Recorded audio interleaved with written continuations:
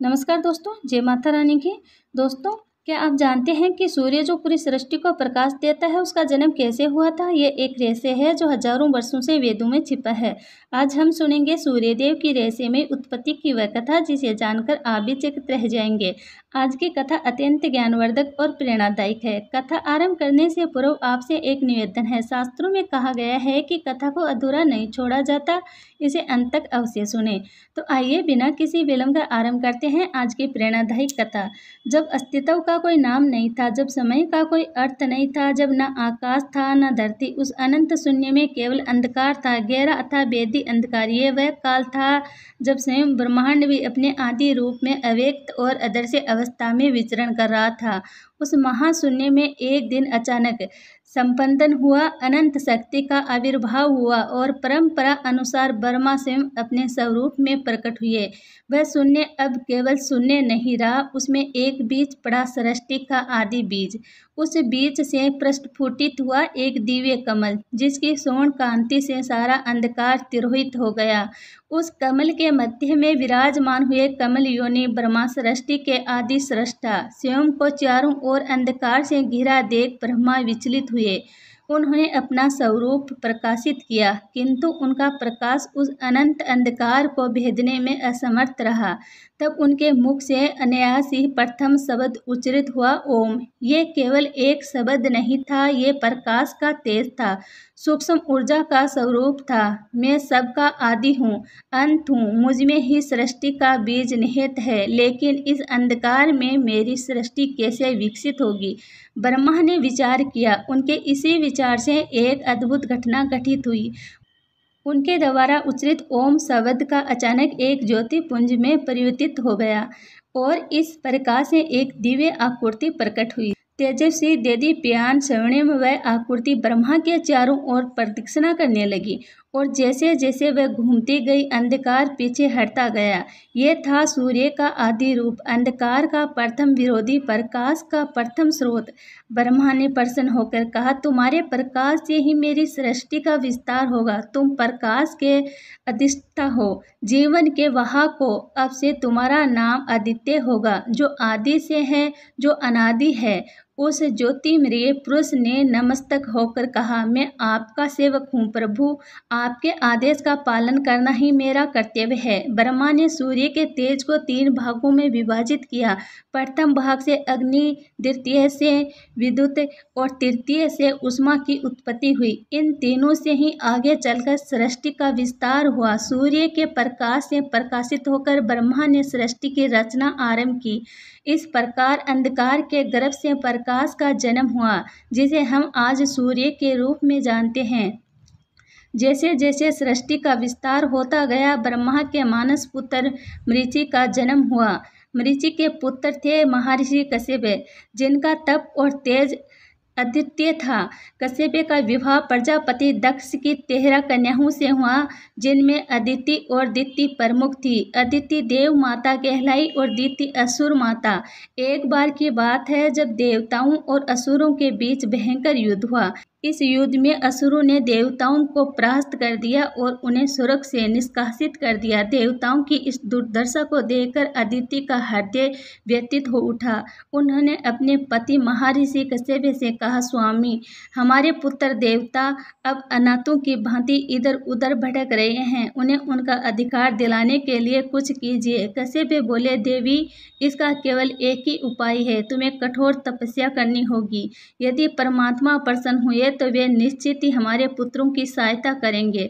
अदिति ने भगवान विष्णु की आराधना आरंभ की। वे निराहार रहकर एक पैर पर खड़ी होकर दिन रात श्री हरि का ध्यान करने लगी। उनकी अखंड तपस्या से प्रसन्न होकर एक दिन भगवान विष्णु प्रकट हुए। माता अदिति, तुम्हारी तपस्या से मैं अत्यंत प्रसन्न हूँ, वरदान मांगो। श्री विष्णु ने कहा। अदिति ने अत्यंत निम्रता से कहा, प्रभु, मेरे पुत्रों को उनका स्वर्ग लोक वापिस दिलाइए, उन्हें पुण्य उनका अधिकार प्राप्त हो। विष्णु मुस्कुराए और बोले, देवी, मैं स्वयं तुम्हारे पुत्र के रूप में अवतार लूंगा और असुरों का विनाश करूंगा, तुम निश्चित रहो। अदिति ने कृतज्ञता के साथ भगवान को प्रणाम किया और अपने आश्रम लौट आई। कुछ समय पश्चात उन्हें गर्भ धारण हुआ। वह गर्भ काल अत्यंत दिव्य और अद्भुत था। पूरा आश्रम तेजस्वी प्रकाश से आलोकित रहता, मानो स्वयं सूर्य देव धरती पर उतर आए हो। परंतु जैसे जैसे समय बीतता गया, गर्भ में स्थित शिशु का तेज इतना तीव्र होता गया कि अदिति के लिए उसे धारण करना कठिन हो गया। उनका शरीर उस अलौकिक तेज को सहन नहीं कर पा रहा था। पीड़ा से व्याकुल होकर अदिति ने अपने पति कश्यप से कहा, स्वामी, मेरे गर्भ में स्थित शिशु का तेज मेरे शरीर को जला रहा है, यह मुझसे सहन नहीं हो रहा है। कश्यप ने समाधि में स्थित होकर दिव्य दृष्टि से देखा और उन्हें सत्य का भान हुआ। उन्होंने कहा, हे देवी, तुम्हारे गर्भ में स्वयं सूर्य तेज विराजमान है। यह ब्रह्मा जी द्वारा उत्पन्न आदि सूर्य का अंश है, जो अब मानवीय स्वरूप में जन्म लेने जा रहा है। यह सुनकर अदिति और भी अधिक चिंतित हो उठी। कश्यप ने उन्हें धैर्य बंधाते हुए कहा, मैं अपने मंत्र शक्ति द्वारा तुम्हारे गर्भ के तेज को कम कर देता हूँ, जिससे तुम्हें कुछ शांति प्राप्त हो सके। कश्यप ने मनोच्चार किया और अपनी योग शक्ति से अदिति के गर्भ को 2 भागों में विभाजित कर दिया। एक भाग में शिशु रहा और दूसरे में उसकी अधिकतम तेजस्ता। समय आने पर अदिति ने एक अत्यंत तेजस्वी पुत्र को जन्म दिया, जिसका संपूर्ण शरीर स्वर्णिम आभा से चमक रहा था। उसके जन्म लेते ही चारों दिशाओं में दिव्य प्रकाश फैल गया। आकाश में देव धुनियाँ बज उठी और देवताओं ने पुष्प वर्षा की। किंतु उसी क्षण एक विलक्षण घटना घटित हुई। जब बालक अदिति के गर्भ से बाहर आया, तब गर्भ का आधा भाग अभी भी भीतर ही रह गया, जिसमें बालक का शेष तेज समाहित था। ऋषि कश्यप ने अपनी दिव्य दृष्टि से ये अद्भुत स्थिति देखी और प्रसव की प्रक्रिया को पूर्ण कर उस अर्धांग को भी बाहर निकाला। इस प्रकार अदिति के गर्भ से 2 अलग अलग रूपों का जन्म हुआ, एक जीवित बालक और दूसरा तेजस्वी अंड। चूंकि वह बालक अर्ध अंड से उत्पन्न हुआ था, अतः उसका नाम पड़ा मार्तंड, अर्थात वह सूर्य जो अर्थ अंड से उत्पन्न हुआ। बालक के शरीर का अधिकांश तेज उस दूसरे भाग में समाहित था, जिसे आकाश में स्थापित किया गया, और वही तेजस्वी गोला कालांतर में सूर्य कहलाया। इस प्रकार मार्तंडेय सूर्य 2 रूपों में विद्यमान हुए, एक मानवीय रूप में और एक आकाशीय तेज गोलाक के रूप में। उनके जन्म से ही असुर भयभीत होकर भाग खड़े हुए और देवताओं को पुण्य स्वर्ग लोक प्राप्त हो गया। इस प्रकार देवमाता अदिति और महर्षि कश्यप के पुत्र रूप में मार्तंडेय सूर्य का जन्म हुआ, जिन्हें विश्ववाहन के नाम से भी जाना जाता है। मार्तंडेय सूर्य का तेज दिन प्रतिदिन बढ़ता गया। उनके शरीर से निकलने वाली किरणें इतनी प्रखर थी कि कोई भी उनके समीप जाने का साहस नहीं कर पाता था। स्वयं माता अदिति भी उनके निकट आने से भयभीत रहती थी। सूर्य देव अपनी इस स्थिति से अत्यंत व्यथित हो उठे। वे अकेलेपन और उपेक्षा से घिर गए थे। एक दिन भगवान शिव कैलाश से भ्रमण करते हुए उस स्थान पर पहुंचे जहां सूर्य ध्यान में लीन थे। शिव का ध्यान उस अलौकिक तेज की ओर गया जो सूर्य से निकल रहा था।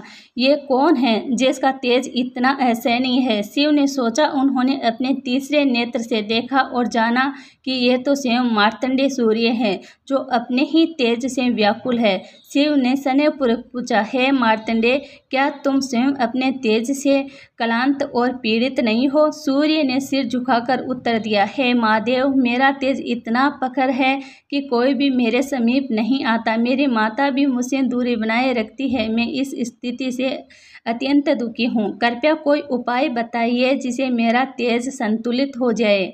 भगवान शिव ने करुणा से देखा और बोले, हे सूर्य, मैं तुम्हारे तेज को 3 भागों में विभाजित कर दूंगा, जिससे तुम्हारा जीवन सहज हो सकेगा और सृष्टि भी संतुलित रूप से प्रकाशित हो सकेगी। इतना कहकर शिव ने अपना त्रिशूल उठाया और सूर्य को 3 भागों में विभाजित कर दिया। एक भाग से प्रांत काल का सूर्य, दूसरे से मध्याह्न और तीसरे से संध्या का सूर्य प्रकट हुआ। इस प्रकार सूर्य के 3 रूप हुए, अरुणोदय, विश्ववाहन और अस्ताचल। सूर्य जिनसे दिन के 3 काल निर्मित हुए, सृष्टि संतुलित हो गई और सूर्य का तेज सम्यक रूप से धरती को आलोकित करने लगा। पहला भाग सूर्य के मानवीय रूप में रहा, दूसरा भाग उस अंडे में समाहित हो गया जो आकाश में स्थापित था, और तीसरा भाग पृथ्वी पर अग्नि के रूप में स्थित हुआ।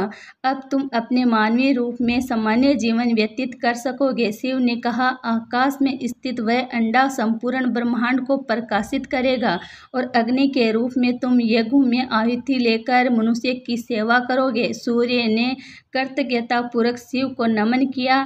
अब उनका तेज इतना कि लोग उनके समीप आ सकते थे। माता अदिति सबसे पहले दौड़कर अपने पुत्र से लिपट गई और उन्हें हृदय से लगा लिया। शिव द्वारा विभाजित उस दिव्य अंडे से एक अद्भुत घटना घटी। उस अंडे से एक प्रकाश पुंज निकला जो साकार होकर एक सुंदर युवक में परिवर्तित हो गया। वह युवक अत्यंत मनोहर था। उसके शरीर से तेज की किरणें प्रस्फुटित हो रही थी। यही था विश्ववान सूर्य का दिव्य प्रतिरूप, जो आकाश में स्वर्णिम रथ पर सवार होकर समस्त ब्रह्मांड को प्रकाश देने लगा। आकाश में स्थित सूर्य और पृथ्वी पर विचरण करने वाले मार्तंडेय दोनों एक ही आत्मा के दो भिन्न स्वरूप थे। मार्तंडेय सूर्य अब सामान्य जीवन जीने लगे, जबकि आकाशीय सूर्य अपने रथ पर सवार होकर प्रतिदिन पूर्व से पश्चिम की यात्रा करने लगे, जिससे दिन और रात का चक्कर आरंभ हुआ। यह विभाजित सूर्य की उत्पत्ति का एक अद्भुत और रहस्यमय पक्ष था, जिसे उनका अस्तित्व दिव्य और मानवीय दोनों रूपों में विभक्त हो गया। अब सूर्य विवाहावस्था में पहुंच गए थे। देवी अदिति और ऋषि कश्यप उनके विवाह को लेकर चिंतित हो उठे। उसी समय त्रिलोक में प्रसिद्ध देवी संध्या, देवशिल्पी विश्वकर्मा की पुत्री, अपने तेज और सौंदर्य के लिए जानी जाती थी। एक दिन देव ऋषि नारद विश्वकर्मा के भवन पहुंचे। विश्वकर्मा ने उनका आदरपूर्वक स्वागत किया और पूछा, हे देव ऋषि, आपके आगमन का उद्देश्य जानना मेरे लिए सौभाग्य की बात होगी। नारद मुनि मुस्कुराए और बोले, मैं एक विशेष प्रस्ताव लेकर आया हूँ। देव माता अदिति और महर्षि कश्यप के पुत्र सूर्य देव के लिए आपकी पुत्री संज्ञा का हाथ मांगने आया हूँ। विश्वकर्मा के मन में थोड़ी दुविधा उत्पन्न हुई। अत्यंत पकड़ है, भले ही वह अब विभाजित हो चुका है, क्या उनकी पुत्री वह तेज सहन कर पाएगी? परंतु सूर्य से संबंध एक गौरव की बात थी। उन्होंने संज्ञा को बुलाकर प्रस्ताव रखा। संज्ञा ने सूर्य के विषय में बहुत सुना था और संज्ञा ने विवाह के लिए सहमति दे दी। शुभ मुहूर्त में सूर्य और संज्ञा का विवाह संपन्न हुआ। देव माता ने आकाश से पुष्प वर्षा की, इंद्र ने स्वागत की व्यवस्था की, अग्निदेव ने वेदी सजाई, मरुदंड पवन का संचालन कर रहे थे और अप्सराएं नृत्य कर रही थी। विवाह के बाद संध्या सूर्य के साथ अपने नवग्रह पहुंची। सूर्य ने उस प्रेम पूर्वक अपनाया और उसका हर प्रकार से ध्यान रखा। समय बीतने के साथ संध्या ने तीन संतानों को जन्म दिया, व्यवस्थमनु, यम, यमी जुड़वा संतान और अश्वनी कुमार। यह परिवार सुखी था, लेकिन एक समस्या धीरे धीरे उभरने लगी। सूर्य का तेज अभी भी इतना प्रखर था कि संज्ञा को उनका साथ सहन नहीं हो पा रहा था। उनके शरीर की आभा आंखों को चुभती थी, उनका स्पर्श जलन देता था। वह भीतर ही भीतर क्षीण होती जा रही थी, परंतु अपने प्रेमवश उसने कभी कोई शिकायत नहीं की। एक दिन उसने निर्णय लिया, मैं अपने स्थान पर अपनी छाया को रखकर तपस्या करने जाऊंगी, जिसे मैं सूर्य के तेज को सहन करने योग्य बन सकूं। उसने अपनी छाया को आदेश दिया, तुम मेरे स्थान पर रहो, बच्चों की देखभाल करो और सूर्य देव को मेरी अनुपस्थिति का आभास न होने दो। छाया ने आज्ञा का पालन किया। संज्ञा पिता के घर गई और वहां से एक दिन उत्तर दिशा की ओर वन में चली गई, जहां उसने घोड़ी का रूप धारण कर तपस्या आरंभ की। इधर छाया सूर्य के साथ रहने लगी। प्रारंभ में सब ठीक रहा, किंतु धीरे धीरे छाया का व्यवहार बदलने लगा। उसने व्यवस्थमनु, यम और यमी के साथ रूखा व्यवहार करना शुरू कर दिया और अपने दो पुत्र स्वर्णिमनु और शनि को अधिक प्रेम और विशेष अधिकार देने लगी। यम के साथ तो वह कठोरता की सारी सीमाएं लांघ गई। एक दिन क्रोधित यम ने छाया को पैर से झटका दिया, जिसे क्रोध होकर छाया ने उसे श्राप दे दिया, तुम्हारा पैर सड़ जाएगा। यह सुन यम भयभीत हो गए और सूर्य के पास पहुंचकर बोले, पिताश्री, मैंने माता का अपमान नहीं किया था, फिर भी उन्होंने मुझे ऐसा भयंकर श्राप दे दिया। क्या माता अपने पुत्र को ऐसा श्राप देती है? सूर्य चिंतित हुए और उन्होंने अपनी दिव्य दृष्टि से संपूर्ण ब्रह्मांड का अवलोकन किया। उन्हें सच्चाई का पता चल गया। वे छाया के पास आए और उसे सत्य पूछने लगे। भयभीत छाया ने सारी बात स्वीकार कर ली। संज्ञा की पीड़ा, उसका वन गमन और छाया के रूप में स्वयं के रहने की बात सूर्य यम को सतावना देते हुए बोले, पुत्र, तुम्हारा पेड़ नहीं सड़ेगा, किंतु उसमें कीड़े पड़ेंगे और उसी से मानव जाति उत्पन्न होगी। तुम मृत्यु के देवता बनोगे और जीवों का न्याय करोगे। फिर सूर्य संज्ञा की खोज में चल पड़े। वे विश्वकर्मा के पास पहुंचे, जिन्होंने बताया कि संज्ञा उत्तर दिशा में तप कर रही है। सूर्य ने भी घोड़े का रूप धारण किया और उत्तर दिशा की ओर चल पड़े। हिमालय की एक घाटी में उन्हें तपस्या करती घोड़ी रूपी संध्या दिखाई दी। संज्ञा उन्हें देख भागने लगी। सूर्य भी पीछे दौड़े। दोनों एक दूसरे के चारों ओर चक्कर काटने लगे और उसी समय उनके सहयोग से अश्विनी कुमार द्वितीय का जन्म हुआ। अतः सूर्य ने अपना रूप प्रकट किया। संज्ञा उनके चरणों में गिर पड़ी और क्षमा मांगने लगी। सूर्य ने उसे उठाया और कहा, तुमने मुझसे अपनी व्यथा क्यों नहीं कही? संज्ञा ने आंसुओं के साथ उत्तर दिया, स्वामी, मैं आपको दुखी नहीं करना चाहती थी। सूर्य उसे लेकर विश्वकर्मा के पास गए और आग्रह किया, हे देवशिल्पी, मेरा तेज कम कीजिए, जिसे मेरी पत्नी मेरे साथ रह सके। विश्वकर्मा ने एक खरीदी पर सूर्य को रखकर उनका तेज रगड़कर कम किया। जैसे जैसे तेज कम हुआ, सूर्य का रूप और सौम्य होता गया। उसी तेज की धूल से उन्होंने देवताओं के दिव्य अस्त्र बनाए। विष्णु का सुदर्शन चक्र, शिव का त्रिशूल, कुबेर की गदा, कार्तिकेय का शक्ति अस्त्र और पुष्पक विमान, ये सब देखकर संध्या भाव विभोर हो उठी। अब वह सूर्य के साथ सुखपूर्वक रहने लगी। विश्वकर्मा ने सूर्य को एक दिव्य रथ भेंट किया, जिसमें 7 घोड़े जुड़े थे। 7 घोड़े 7 छंदों के प्रतीक थे और उसका सारथी बनाया गया। छाया को भी समा कर घर में सम्मानजनक स्थान दिया गया। यम धर्मराज बने। व्यवस्थ मनु ने पृथ्वी पर मानव सभ्यता की नींव रखी। अश्विनी कुमार देवताओं के वेद बने। भविष्य के मनवंतर के अधिपति बने और शनि एक ग्रह के रूप में प्रतिष्ठित हुए। काल चक्र चलता रहा। सूर्य प्रतिदिन अपने स्वर्णिम रथ पर सवार होकर पूर्व से पश्चिम की यात्रा करते रहे, जिसे दिन रात्रि का संचालन हुआ। एक दिन संज्ञा ने सूर्य से पूछा, स्वामी, क्या आप थकते नहीं? आप ये यात्रा क्यों निरंतर करते हैं? सूर्य ने गंभीरता से उत्तर दिया, प्रिय, जब तक ये सृष्टि है, मेरा कर्तव्य चलता रहेगा। मेरे रुकने से जीवन रुक जाएगा। संज्ञा ने उनके त्याग और निष्ठा को नमन किया। महर्षि व्यास ने सूर्य से ज्ञान मांगा। पाणिनि ने व्याकरण और कई ऋषियों ने उनसे विदाई प्राप्त की। श्री कृष्ण ने स्वयं अर्जुन से कहा, प्रगति के इस महान ज्योति स्वरूप को मैं अपनी योग माया से संचालित करता हूँ।